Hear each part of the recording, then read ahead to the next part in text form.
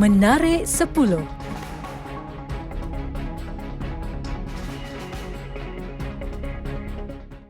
Kementerian Perumahan dan Kerajaan Tempatan mengeluarkan prosedur operasi standard SOP yang ketat terhadap sektor makanan yang perlu dipatuhi oleh pemilik dan pengusaha permis di zon merah.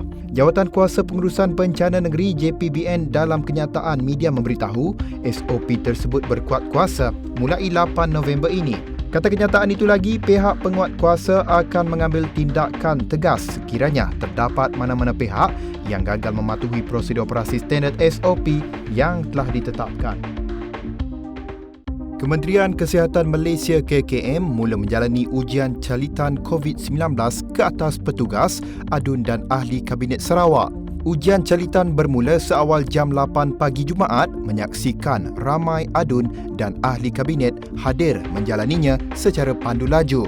Pada Khamis, Speaker DUN Dato' Amar Muhammad Asfiah Awang Nasar berkata, semua adun dan ahli kabinet diwajibkan menjalani ujian calitan sebagai langkah keselamatan bagi mengurangkan resiko jangkitan wabak COVID-19 sempena persidangan DUN Sarawak yang akan berlangsung 5 hari bermula 9 hingga 13 November ini. Persidangan Dewan Undangan Negeri DUN Sarawak hanya membenarkan seorang petugas daripada setiap organisasi media untuk membuat liputan persidangan yang akan bermula Isnin ini sebagai langkah mengurangkan resiko penularan wabak COVID-19. Ketua Seksyen Pengurusan Komunikasi Unit Komunikasi Awam Sarawak UKAS Samuel Simon berkata, keputusan itu dibuat berikutan langkah kerajaan negeri menghadkan jumlah kehadiran majlis sosial dan rasmi membabitkan perhimpunan orang ramai kepada hanya separuh daripada kapasiti asal. Dalam taklimat media berhubung tata cara persidangan DUN, Setiausaha DUN Sarawak Pele Peter Tinggum berkata, pihak media tidak diwajibkan menjalani ujian saringan COVID-19 seperti ahli Dewan Undangan Negeri ADUN atau petugas yang perlu berada dalam Dewan Persidangan itu nanti. Dalam menghadapi krisis pandemik COVID-19 dan ekonomi negara yang tidak pernah berlaku sebelum ini, kerajaan membentangkan Belanjawan 2021 dengan peruntukan terbesar dalam sejarah negara bagi memelihara kesejahteraan rakyat dan negara. Menteri Keuangan Tengku Datuk Seri Zafrul Tengku Abdul Aziz berkata, matlamat utama belanjawan itu adalah bagi meningkatkan kesejahteraan rakyat, kelangsungan perniagaan dan ketahanan ekonomi negara.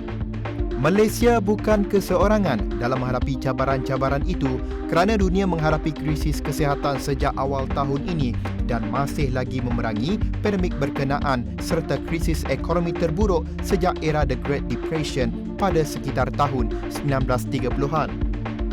Sementara itu, dalam melindungi rakyat, kerajaan bercadang menaikkan siling kumpulan wang COVID-19 sebanyak 20 bilion ringgit kepada 65 bilion ringgit bagi membiayai pakej Kita Prihatin, bantuan tambahan bagi kesejahteraan rakyat, keperluan barisan hadapan dan perolehan vaksin kelak. Bantuan Prihatin Rakyat BPR dijangka bakal memanfaatkan seramai 8.1 juta orang dengan peruntukan sebanyak 6.5 bilion ringgit.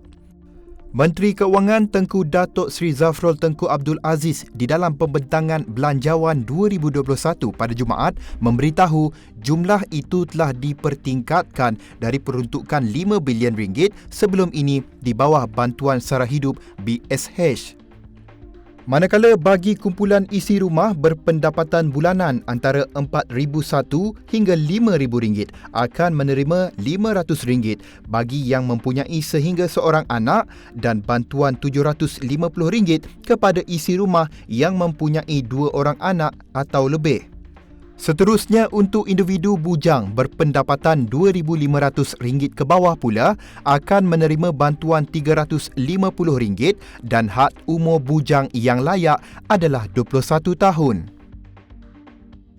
Bagi membantu golongan yang hilang pekerjaan susulan COVID-19, kerajaan telah mengumumkan kemudahan pengeluaran simpanan daripada akaun 1 Kumpulan Simpanan Wang Pekerja KWSP sebanyak RM500 bermula Januari 2021.